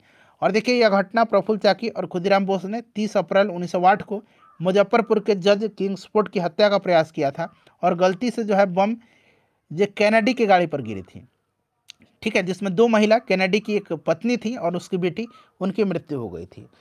चलिए, तो यहाँ पर 1908 राइट आंसर होगा। दांडी यात्रा में गांधी जी के कितने स्वयंसेवियों ने प्रतिभाग किया था? तो दांडी यात्रा 12 मार्च 1930 को हुई थी, याद रखेंगे, ये डेट बड़ा इंपॉर्टेंट है, ठीक है। और 78 अनुयायी यहाँ पर राइट आंसर हो जाएगा, ठीक है फ्रेंड्स। और गांधी जो है 12 मार्च गांधी जी 1930 को साबरमती से जो है ये दांडी यात्रा पर निकलते हैं और ये आपके 6 अप्रैल को नमक कानून बनाते हैं और इसके साथ ही सत्याग्रह आंदोलन स्टार्ट हो जाता है, ठीक है ना। और दांडी मार्च में अमेरिकी पत्रकार वेब मिलर महात्मा गांधी जी के साथ था, वेब मिलर, ठीक है। चलिए, उसके बाद नेक्स्ट क्वेश्चन कर लेंगे। अगला प्रश्न हमारा, और तमिलनाडु के तंजौर में समुद्र तट पर चक्रवर्ती राजगोपालाचारी ने तिरुचनापल्ली से वेदारण्यम तक नमक यात्रा आरंभ किया था। दक्षिण में पूछेगा तो सी राजगोपालाचारी, इस चीज़ को आप याद रखिएगा, ठीक है। चलिए, अगला प्रश्न, गदर पार्टी की स्थापना किस स्थान पर हुई थी? मैंने आपको बता दिया था कि गदर पार्टी की स्थापना जो है 1913 में लाला हरदयाल के नेतृत्व में कहाँ पर हुई थी फ्रेंड्स? सैन फ्रांसिस्को में हुई थी, ठीक है ना। तो यहाँ पर देखिए सैन फ्रांसिस्को अमेरिका में किस तिथि को संविधान सभा की पहली बैठक हुई थी? संविधान सभा की पहली बैठक कब हुई थी? 9 दिसंबर 1946 को। और पहली बैठक की अगर हम बात करते हैं तो इसकी अध्यक्षता सच्चिदानंद सिन्हा ने किया था, ठीक है, 9 दिसंबर 1946 को, ठीक है। चलिए, उसके बाद नेक्स्ट क्वेश्चन है हमारा कि कौन सा स्थान खाजा नामक मिष्ठान के लिए प्रसिद्ध है? कौन सा स्थान जो है ये खाजा नामक मिष्ठान के लिए प्रसिद्ध है? चलिए भाई, सभी लोग आंसर बताइएगा, कहाँ का खाजा है? खाजा को आपको सिलाव खाजा को जो है दिया भी जा चुका है जीआई टैग, अब इसमें बताने की ज़रूरत भी नहीं होगी मुझे, सिलाव खाजा को जीआई टैग भी दिया जा चुका है, ठीक है। अब राइट आंसर हो जाएगा भागलपुर क्षेत्र प्रसिद्ध है। तो भागलपुर जो है ये सिल्क उद्योग के लिए फेमस है, कॉटन एवं सिल्क उद्योग यहाँ पर करेक्ट आंसर हो जाएगा, ठीक है ना। भागलपुर को बिहार का सिल्क सिटी भी कहा जाता है, रेशम नगरी के नाम से जाना जाता है, ठीक है। तो इसको आप ध्यान रखिएगा, ठीक है। और बिहार में तसर रेशम उद्योग जो है ये भागलपुर क्षेत्र में विकसित है। चलिए निम्न में से कौन सा युग्म सही है यहाँ पर? तो देखिए लीची मुजफ्फरपुर, केला वैशाली, मखाना मधुबनी, कौन सा इसमें से सही है? तो इसमें से आपका एक से अधिक राइट आंसर हो जाएगा। मधुबनी और दरभंगा में मखाना, मिथिला मखाना को जीआई टैग भी दिया गया है। और जूट देगा जूट पूर्णिया, ठीक है ना। तो ये सब चीज़ आप याद रखिएगा। चलिए कहाँ पर सर्वप्रथम और शाही लीची को भी जीआई टैग दिया जा चुका है? छपाई तकनीक का विकास हुआ था। छपाई तकनीक का विकास सर्वप्रथम कहाँ पर हुआ था? तो फ्रेंड्स ये चीन में हुआ था, ठीक है ना। और सर्वप्रथम पुर्तगाली मुद्रणालय प्रिंटिंग प्रेस भारत में लाए थे, ठीक है ना। प्रिंटिंग प्रेस भारत में कौन लाए थे? पुर्तगाली लाए थे, ठीक है। तो इसको आप जरूर याद रखिएगा, क्लियर ना। चलिए उसके बाद नेक्स्ट क्वेश्चन हो जाएगा हमारा चीन, यहाँ पर करेक्ट आंसर हो जाएगा। देखिए 1917 में कलकत्ता में प्रथम भारतीय जूट मिल की स्थापना किसने किया था? बड़ा इंपॉर्टेंट क्वेश्चन है। तो फ्रेंड्स यह किया था किसने? सेठ हुकुमचंद ने। ऑप्शन नंबर यहाँ पर ए राइट आंसर हो जाएगा, ठीक है। सेठ हुकुमचंद ने किया था। चलिए नेक्स्ट क्वेश्चन है हमारा, इसको आप ध्यान रखिएगा। होम चार्जेस क्या था? होम चार्जेस क्या था? तो होम चार्जेस जो था फ्रेंड्स ये आपका यहाँ पर क्या था? राइट आंसर बताइए। तो देखिए होम चार्जेस भारत की ओर से राज्य सचिव द्वारा ब्रिटेन में किए गए व्यय को संदर्भित करता है, ठीक है। देखिए औपनिवेशिक काल के शासनकाल के समय 1813 के चार्टर एक्ट के तहत होम चार्जेज ने भारत से धन की निकासी का एक महत्वपूर्ण हिस्सा बनाया, जो आपको पता है ना। तो इसमें से देखिए इसका राइट आंसर जो हो जाएगा आपका भारत के बाह्य ऋण पर दिया जाने वाला ब्याज, ठीक है। पूर्वी भारत के स्टॉक पर लाभांश ऋण ब्याज, ठीक है। उसके बाद देखिए ईस्ट इंडिया जो ब्रिटिश अधिकारी थी उनकी व्यक्तिगत संपत्ति प्रेषण और ब्रिटिश अधिकारियों का पेंशन, एक से अधिक यहाँ पर राइट आंसर हो जाएगा, ठीक है ना फ्रेंड्स। चलिए उसके बाद देखिएगा कि किसने स्वदेशी आंदोलन की प्रेरणा हेतु भारत माता की पेंटिंग चित्रित किया है? तो कई बार मैंने आपको बता भी दिया था, यह अवनींद्रनाथ टैगोर है। यंग इटली नामक गुप्त जो संस्था थी इसकी स्थापना, तो यंग इटली की स्थापना 1831 में जोसेफ मेजिनी ने किया है। 1831, इसे भी आप ध्यान रखेंगे कब? तो 1831 में, ठीक है ना। 1831 में फ्रेंड्स बड़ा ही इंपॉर्टेंट है, ठीक है ना। चलिए इसीलिए मैं बोल रहा था कि आप जो भी मैं एक्सप्लेन करूंगा उसको ध्यान से सुनिएगा। चलिए अगला प्रश्न कर लेंगे। अब नेक्स्ट क्वेश्चन है हमारा कि 1920 ईस्वी के असहयोग आंदोलन के दौरान कांग्रेस के विधान परिषदों के बहिष्कार का सिद्धांत का कौन प्रबल विरोधी था? बताइए राइट आंसर इसका क्या हो जाएगा? कौन इसका प्रबल विरोधी था? तो चित्तरंजन दास, मोतीलाल नेहरू, ठीक है ना। और भी मैंने आपको नाम बताया था उसमें, लाला लाजपत राय, ये सब थे। तो एक से अधिक वैसे भी इसका राइट आंसर होगा, ठीक है। तो यहाँ पर एक से अधिक इसका उपरोक्त में से एक से अधिक राइट आंसर हो जाएगा। ये सब प्रबल विरोधी थे, ठीक है। चलिए उसके बाद नेक्स्ट क्वेश्चन कर लेंगे। और चित्तरंजन दास और मोतीलाल नेहरू ने 1923 में जो है स्वराज पार्टी का भी गठन किया था, इस चीज़ को आप ध्यान रखिएगा। चलिए अगला प्रश्न है कि यह किसने लिखा कि क्रांतिकारी का उद्देश्य आतंकवाद नहीं अपितु क्रांति, और क्रांति का उद्देश्य भारत में राष्ट्रीय सरकार की स्थापना है? बताइए राइट आंसर इसका क्या होगा? तो ये सुभाष चंद्र बोस का है, ठीक है ना। भगत सिंह नहीं, ये सुभाष चंद्र बोस का, इसको आप ध्यान रखिएगा। चलिए उसके बाद नेक्स्ट क्वेश्चन है हमारा कि राष्ट्रसंघ के दायित्व को निभाने के लिए किस पैक्ट में विभिन्न देशों ने मिलकर के घोषित किया कि युद्ध को राष्ट्रीय नीति का उपकरण न बनाया जाए? तो इसका राइट आंसर मैंने आपको, ये शायद क्वेश्चन पहले भी मैंने कराया हुआ था जब मैंने एक साथ आपको वर्ल्ड हिस्ट्री कराया हुआ है। तो जितने भी प्रीवियस ईयर में वर्ल्ड हिस्ट्री के क्वेश्चन पूछे गए उनको मैंने आपको कराया हुआ है। तो यहाँ पर राइट आंसर आपका ऑप्शन नंबर ए हो जाएगा, केलोंग ब्रियोंग पैक्ट में, ठीक है ना। इस चीज़ को आप ध्यान रखिएगा। चलिए उसके बाद नेक्स्ट क्वेश्चन कर लेंगे। अगला प्रश्न हमारे कि औद्योगिक क्रांति के संदर्भ में कॉर्डिंग शब्द किसे इंगित करता है? कॉर्डिंग शब्द जो है यह इंगित किसको करता है? तो वह प्रक्रिया जिसमें कपास या ऊन की कताई की जाती है। Gandhi in his time and hours लिखा किसने है?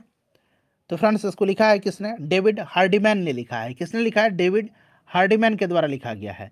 इस चीज़ को आप याद रखिएगा। अच्छा, इंडिया आफ्टर गांधी पुस्तक किसने लिखा है? रामचंद्र गुहा ने लिखा है। इंडिया आफ्टर नेहरू किसने लिखा है? कुलदीप नायर ने लिखा है, ठीक है। तीन चीज़ को आप याद रखिएगा। अच्छा, इंदिरा गांधी रिटर्न्स पुस्तक खुशवंत सिंह ने लिखा है। देखिए संयुक्त राष्ट्र संघ के संविधान चार्टर में कुल कितने अनुच्छेद तथा अध्याय हैं? कुल कितने अनुच्छेद तथा अध्याय हैं? तो इसमें 111 अनुच्छेद हैं और 19 अध्याय हैं। इसको आप याद रखिएगा। संयुक्त राष्ट्र संघ की स्थापना 24 अक्टूबर 1945 को हुई थी। हेडक्वार्टर इसका न्यूयॉर्क शहर में है, ठीक है ना। चलिए उसके बाद नेक्स्ट क्वेश्चन, और यूएन में 193 सदस्य हैं और 193वां जो सदस्य देश है ये दक्षिणी सूडान है, साउथ सूडान। नेक्स्ट क्वेश्चन करेंगे फ्रेंड्स कि ब्रेटन वुड्स सम्मेलन का उद्देश्य क्या था? ब्रेटन वुड्स सम्मेलन का उद्देश्य जो था ये क्या था? ब्रेटन वुड्स सम्मेलन का उद्देश्य क्या था? ब्रेटन वुड्स सम्मेलन जो हुआ था ये आपका 1944 में Bretton Woods New Hampshire USA में आयोजित 44 मित्र देशों का एक ऐतिहासिक सभा थी। और इस सम्मेलन का तात्कालिक उद्देश्य जो था ये द्वितीय विश्व युद्ध और विश्वव्यापी आर्थिक जो मंदी थी, आर्थिक संकट, उससे जूझ रहे देशों की मदद करना था। विश्व बैंक और IMF जो है ये ब्रेटन वुड्स संस्था के समय ही, मतलब ब्रेटन वुड्स सम्मेलन के समय इसकी स्थापना हुई थी। विश्व बैंक और इंटरनेशनल मॉनेटरी फंड, और इन्हीं को दोनों को, विश्व बैंक और इंटरनेशनल मॉनेटरी फंड को ब्रेटन वुड्स की ट्विन कहा जाता है, ठीक है। तो यहाँ पर एक से अधिक इसका राइट आंसर हो जाएगा, ठीक है। चलिए चीनी लोक गणराज्य की स्थापना, तो ये मैंने आपको शायद 1948 बता दिया था, लेकिन 1949 में चीनी जो है लोक गणराज्य की स्थापना हुई थी। इसको एक बार आप लोग सुधार लीजिएगा, ठीक है ना। चलिए फ्रेंड्स उसके बाद नेक्स्ट क्वेश्चन करेंगे, ऑप्शन नंबर ई राइट आंसर होगा इसका। औद्योगिक क्रांति के उत्थान में किस कारक ने सहायक की भूमिका निभाई थी? तो सहायक की भूमिका जो है इसमें से निभाया था किसने? तो कृषि क्रांति, पूंजी और नई प्रौद्योगिकी, बिल्कुल जो थी आपको इंग्लैंड में औद्योगिक क्रांति की शुरुआत हुई थी, ठीक है। इस चीज़ को आप ध्यान रखिएगा। अच्छा, इंग्लैंड में जो औद्योगिक क्रांति हुई थी ना, तो औद्योगिक क्रांति में इंग्लैंड का जो प्रतिद्वंदी था वो कौन था? ये आप ज़रा मुझे बताइएगा कि औद्योगिक क्रांति में इंग्लैंड का प्रतिद्वंदी कौन था। सभी लोग आंसर जरा कमेंट करके जल्दी से बता दीजिए कि औद्योगिक क्रांति में इंग्लैंड का प्रतिद्वंदी कौन था। तो देखिए इंग्लैंड का जो प्रतिद्वंदी था औद्योगिक क्रांति के दौर में वो जर्मनी था। कौन था? जर्मनी था। इस चीज़ को भी आप ध्यान रखेंगे, ठीक है ना फ्रेंड्स। चलिए ऑप्शन ई राइट आंसर हो जाएगा। ऑप्शन डी उपरोक्त में से एक से अधिक इनमें से कौन अंतर्राष्ट्रीय न्यायालय में प्रथम भारतीय न्यायाधीश है? तो देखिए प्रथम भारतीय न्यायाधीश BN राव होंगे, ठीक है। लेकिन प्रथम मुख्य न्यायाधीश पूछेगा, मतलब ICJ में CGI, तो ये आपके नागेंद्र सिंह हैं, ठीक है ना। CGI जब पूछेगा तो नागेंद्र सिंह, इसमें कन्फ्यूजन होगा, ठीक है ना, शायद मुझसे भी हुआ था। BN राव पहले न्यायाधीश थे, लेकिन चीफ न्यायाधीश, मुख्य न्यायाधीश पूछेगा तब नागेंद्र सिंह थे। बोस्टन टी पार्टी की घटना, तो अभी मैंने आपको बताया था थोड़ी देर पहले कि बोस्टन टी पार्टी की घटना कब की है फ्रेंड्स। बोस्टन टी पार्टी की घटना जो है ये आपका 16 दिसंबर 1773 की है, ठीक है ना। और यही अमेरिकी स्वतंत्रता का आपका तत्कालिक कारण है। और इसका नायक कौन था? सैमुअल एडम्स था, ठीक है। अमेरिकी स्वतंत्रता की उद्घोषणा किसने लिखा है? बड़ा ही इंपॉर्टेंट क्वेश्चन है। तो फ्रेंड्स ये लिखा है थॉमस जेफरसन ने, ठीक है ना। चलिए उसके बाद देखिए फ्रांस की क्रांति से संबंधित बुद्धिजीवी कौन थे? फ्रांस की क्रांति से संबंधित बुद्धिजीवी जो थे ये कौन थे? तो फ्रांस की क्रांति से संबंधित जो बुद्धिजीवी थे ये आपके वॉल्टेयर, मॉन्टेस्क्यू और रूसो, ये तीनों थे, ठीक है ना। तो ये तीनों थे, क्लियर। चलिए एक से अधिक राइट आंसर हो जाएगा। फ्रांस की क्रांति 1789 में हुई थी और लुई 16वां शासक था। और समानता, स्वतंत्रता और बंधुत्व फ्रांस की राज्य क्रांति की ही देन है। ग्रेट डिप्रेशन यानी कि महामंदी का काल था, बताइएगा इसका राइट आंसर क्या हो जाएगा। ग्रेट डिप्रेशन महामंदी का काल था, बताइए राइट आंसर। तो ये आर्थिक समस्या था, ठीक है ना, आर्थिक समस्या, यहाँ पर इसका राइट आंसर हो जाएगा आर्थिक समस्या, ठीक है ना फ्रेंड्स। इसको आप ध्यान रखिएगा, आर्थिक समस्या यहाँ पर राइट आंसर हो जाएगा, ठीक है। इसको आप लोग ध्यान रखिएगा, आर्थिक समस्या से ये आपका राइट आंसर यहाँ पर होगा। चलिए फ्रेंड्स उसके बाद हम लोग नेक्स्ट क्वेश्चन कर लेंगे। और यह 1929 में जो है आपको पता भी है कि यह संकट आया था और 31 तक ये चरम पर पहुंच गया था, आर्थिक मंदी। झारखंड क्षेत्र में उलगुलान विद्रोह के नायक यानी कि मुंडा विद्रोह की बात हो रही है, तो ये बिरसा मुंडा थे। 1899 से 1900 तक चला था यह, 1899-1900 उलगुलान विद्रोह या मुंडा विद्रोह, याद रखिएगा। भागीरथ मांझी के नेतृत्व में सफाहर आंदोलन किस जनजाति से संबंधित है? सफाहर आंदोलन, ठीक है ना, 1868 में, और ये संथाल जनजाति से संबंधित है, संथाल से, याद रखिएगा। चलिए अगला प्रश्न हमारा कि ब्रिटिश काल में भारतीय हस्तशिल्प उद्योग का पतन का कारण क्या था? इसके पतन का कारण क्या था, बताइए राइट आंसर। तो बिल्कुल मशीन निर्मित वस्तुओं से प्रतिस्पर्धा थी जिसमें ये आगे नहीं निकल पाई थी। ब्रिटिशकारियों की दमनकारी नीति थी और भारतीय वस्तुओं का अत्यधिक कर था। तो एक से अधिक यहाँ पर राइट आंसर इसका हो जाएगा। ठीक है ना फ्रेंड्स। चलिए उसके बाद नेक्स्ट क्वेश्चन है हमारा कि औपनिवेशिक शासन ने भारत में कौन सी भू राजस्व प्रणाली लागू किया था। तो बिल्कुल अस्थाई किया था, रैयतवाड़ी भी किया था और महालवाड़ी भी किया था। इसलिए एक से अधिक यहाँ पर राइट आंसर हो जाएगा। ठीक है ना। आपका अस्थाई बंदोबस्त की योजना जॉन शोर ने बनाई थी और लॉर्ड कॉर्नवालिस के समय में इसे लाया गया था। अच्छा, उसके बाद रैयतवाड़ी व्यवस्था का जन्मदाता टॉमस मुनरो और कैप्टन रीड को माना जाता है, और महालवाड़ी व्यवस्था का जनक किसको, हॉल्ट मैकेंजी को माना जाता है। एक से अधिक यहाँ पर राइट आंसर होगा। लेनिन के द्वारा मांग की गई जो अप्रैल थीसिस कहलाती है, क्या है, अप्रैल थीसिस क्या है, चलिए बताइएगा राइट आंसर क्या होगा। अप्रैल थीसिस क्या है, सभी लोग आंसर कमेंट करिएगा कि अप्रैल थीसिस है क्या, अप्रैल थीसिस क्या है बताइए। तो देखिए फ्रेंड्स, 16 अप्रैल 1917 में लेनिन ने रूस क्रांति की एक योजना प्रकाशित की थी जो अप्रैल थीसिस के नाम से जानी जाती है। ठीक है ना, इस चीज़ को आप याद रखिएगा, जो अप्रैल थीसिस के नाम से जानी जाती है। तो यहाँ पर ऑप्शन नंबर यहाँ पर डी उपरोक्त में से एक से अधिक हो जाएगा। और इसमें जो है कृषकों को भूमि हस्तांतरण होना चाहिए, बैंकों का राष्ट्रीयकरण होना चाहिए, ये मांग की गई थी। ठीक है ना। निम्न में से कौन सी सिविल कोड 1804 या नेपोलियन कोड के जो है से संबंधित है। तो नेपोलियन कोड मैंने बताया था 1804 में। ठीक है, संपत्ति का अधिकार, विधिक समानता और जन्म के आधार पर भेदभाव। एक से अधिक यहाँ पर राइट आंसर हो जाएगा, इसका option number D correct answer हो जाएगा। क्लियर ना। चलिए यहाँ पर option number D right answer हो जाएगा। नेक्स्ट क्वेश्चन है फ्रांसीसी नागरिक संहिता, याद रखिएगा। सुभाष चंद्र बोस ने किस स्थान से दिल्ली चलो का प्रसिद्ध नारा का उद्घोष किया था। तो फ्रेंड्स इन्होंने सिंगापुर के टाउन हॉल से। तो यहाँ पर देखिए option number C right answer हो जाएगा 1943 में। ठीक है, इस चीज़ को आप ध्यान रखिएगा। चलिए, और इन्होंने ही गांधी जी को जो है राष्ट्रपिता कहा था, सुभाष चंद्र बोस ने। और इन्होंने आपको फ्री इंडिया लीजन नामक एक सेना का गठन किया था। फॉरवर्ड ब्लॉक की स्थापना किसने किया था, जरा आप मुझे कमेंट करके बताइए। तो किस कांग्रेस सत्र में असहयोग आंदोलन का संकल्प लिया गया था। असहयोग आंदोलन का संकल्प लिया गया था, तो फ्रेंड्स ये नागपुर सत्र में, नागपुर यहाँ पर राइट आंसर हो जाएगा। ठीक है ना, नागपुर करेक्ट आंसर हो जाएगा। असहयोग आंदोलन स्टार्ट हुआ था 1 अगस्त 1920 को। ठीक है ना, इसे आप ध्यान रखिएगा। और इसी दिन बाल गंगाधर तिलक की मृत्यु हुई थी 1 अगस्त 1920 को। चलिए उसके बाद आगे बढ़ेंगे फ्रेंड्स। और नेक्स्ट क्वेश्चन है 1922 में असहयोग आंदोलन को वापस गांधी जी ने ले लिया था। चलिए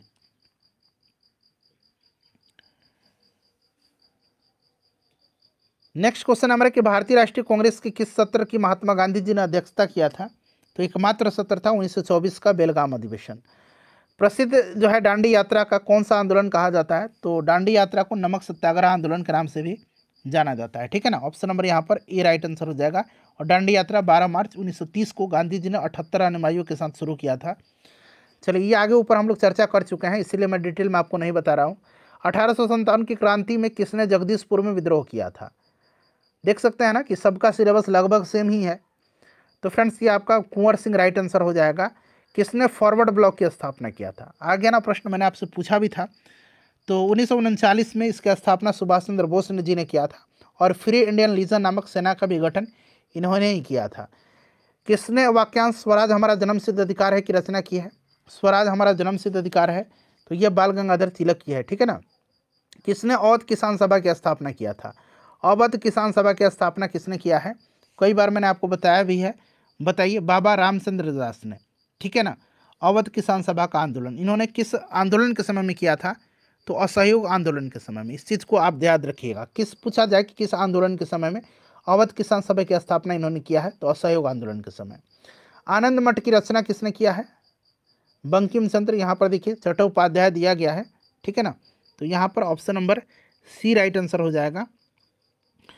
देखिए भारतीय उपमहाद्वीप के उत्तर पश्चिम क्षेत्र में सविनय अवज्ञा आंदोलन का नायक कौन था। उत्तर पश्चिम पूछा गया है, तो उत्तर पश्चिम में जो थे ये खान अब्दुल गफ्फार खान थे। ठीक है ना, इनको सीमांत गांधी कहा जाता है। क्लियर। चलिए फ्रेंड्स उसके बाद नेक्स्ट क्वेश्चन करेंगे कि कौन सी यूरोपीय देशों ने भौगोलिक खोज प्रारंभ की जिससे अमेरिका, एशिया एवं अफ्रीका का औपनिवेशीकरण प्राप्त हुआ था।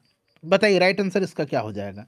इसका करेक्ट आंसर फ्रेंड्स क्या हो जाएगा, सभी लोग आंसर कमेंट करिए इसका, सभी लोग इसका आंसर कमेंट करिएगा। इसका करेक्ट आंसर क्या हो जाएगा। इसका करेक्ट आंसर क्या हो जाएगा, सभी लोग इसका आंसर कमेंट करिएगा। इसका करेक्ट आंसर क्या हो जाएगा। इसका करेक्ट आंसर क्या हो जाएगा। इसका करेक्ट आंसर क्या हो जाएगा। इसका करेक्ट आंसर क्या हो जाएगा। इसका करेक्ट आंसर क्या हो जाएगा। इसका करेक्ट आंसर क्या हो जाएगा। सभी लोग इसका आंसर कमेंट करिएगा। इसका करेक्ट आंसर क्या हो जाएगा। इसका करेक्ट आंसर क्या हो जाएगा। बताइए। तो फ्रेंड्स यहाँ पर पुर्तगाल और स्पेन यहाँ पर करेक्ट आंसर हो जाएगा, ठीक है ना। पुर्तगाल और स्पेन करेक्ट आंसर हो जाएगा। प्रारंभिक भौगोलिक खोजों का परंपरागत मत क्या था? परंपरागत मत क्या था? बताइए राइट आंसर क्या होगा? परंपरागत मत क्या था इसका? बताइए राइट आंसर क्या हो जाएगा? देखिए, भौगोलिक खोज का मूल कारण आर्थिक था, लेकिन धर्म भी इसका महत्वपूर्ण कारक था, ठीक है ना। तो आर्थिक और धर्म दोनों हो जाएगा यहाँ पर। ईसाई धर्म का प्रचार भी आप मान सकते हैं। और स्पेन और पुर्तगाल के शासकों का भी इस भौगोलिक क्षेत्र में महत्वपूर्ण योगदान था। पुनर्जागरण, धर्म सुधार के प्रति जो है ये सब, बौद्धिक ज्ञान, तार्किक ज्ञान, ये सब जो है यहाँ पर एक से अधिक यहाँ पर करेक्ट आंसर इसका हो जाएगा, ठीक है ना। नए क्षेत्रों की खोज, बिल्कुल। तो एक से अधिक यहाँ पर राइट आंसर इसका हो जाएगा, ठीक है ना फ्रेंड्स। चलिए, तो मैंने आपको ये पूरा हिस्ट्री कवर करा दिया है, क्लास 6 to 8 और 9-10 का। इसको शेयर करिएगा, और अगर आपने पॉलिटिकल साइंस वाला नहीं देखा है तो देख लीजिएगा, और नेक्स्ट में आपको ज्योग्राफी भी अपलोड कर दूँ।